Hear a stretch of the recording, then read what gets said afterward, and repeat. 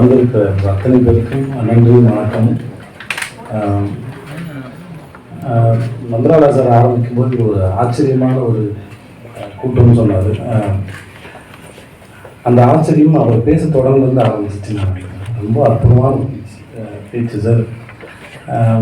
நான் இங்கே வந்து வரவேற்புரை பேச தான் கூப்பிட்டுருந்தாங்க. நான் வரும்போது சரி ஓகே ஒரு ஒரு அட்டென்ஷனுக்கான ஒரு முகமாக தான் உள்ளே வந்தேன்.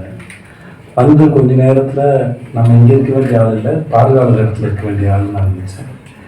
அப்புறம் மந்தால சார் பேச ஆரம்பித்து அப்புறம் இஸ்ரா சார் பேச ஆரம்பிக்கும்போது நான் முடிவு பண்ணிட்டேன், நான் இப்போது நான் மாணவனாக வெளில மாறிக்கொண்டே இருக்கிறேங்கிற ஒரு தருணத்துக்கு போயிட்டேன். அது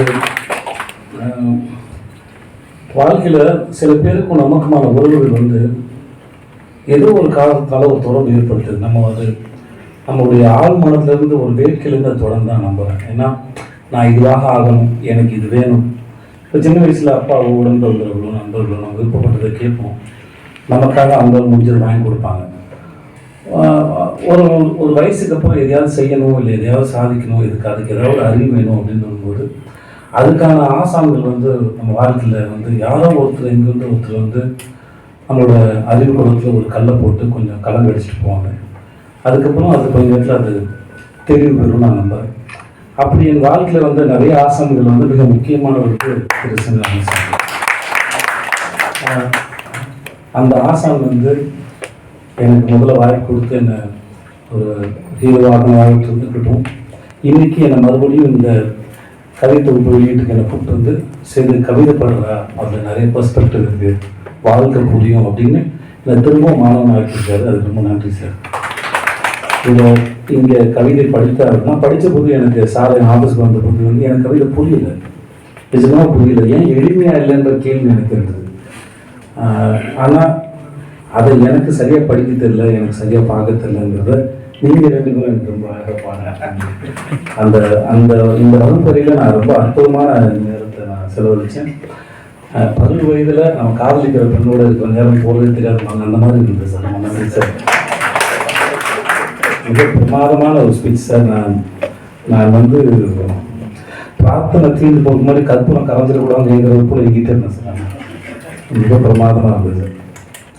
ஒருத்தர் படிக்கும்போது பட்ஜெட்டை சொல்கிறாரு, மல்யுத்த வீராங்கனை மேற்கோள் காட்டி பேசுகிறாரு, சமகாலத்தோடு பேசுகிறாரு, முன்னாடி போகிறாரு மந்திராலா சார். இஸ்ரா சார் பேசும்போது அப்படியே கவிதை எடுத்துட்டு பின்னாடி போகிறார், சங்ககாலத்துக்கு போயிடுறாரு. ஸோ இந்த இந்த இந்த டைம் ட்ராவல் இருக்கு இல்லையா, இது என் கண்மாடி நிகழ்வுகளை நான் பார்த்துக்கிட்டே இருக்கேன். ரொம்ப அற்புதமாக இருந்தது.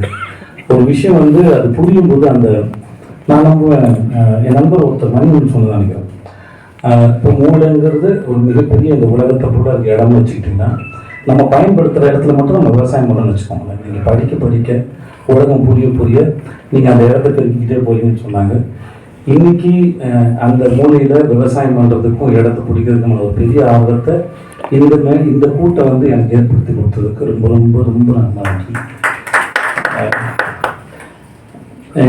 இது வந்து நான் சில கவிதைகள் புரிஞ்சது, ரசித்தேன். சிலது ஏன் அப்படி எழுதிருக்காரு அப்படின்றது இப்போ நான் படிச்சுட்டு நான் ரொம்ப நேரம் கேள்வி கேட்டு புரிஞ்சுக்கணுமான்ற ஒரு கேள்வி தான் எனக்கு இருந்தது. நல்லா கேட்டுக்கலாம்.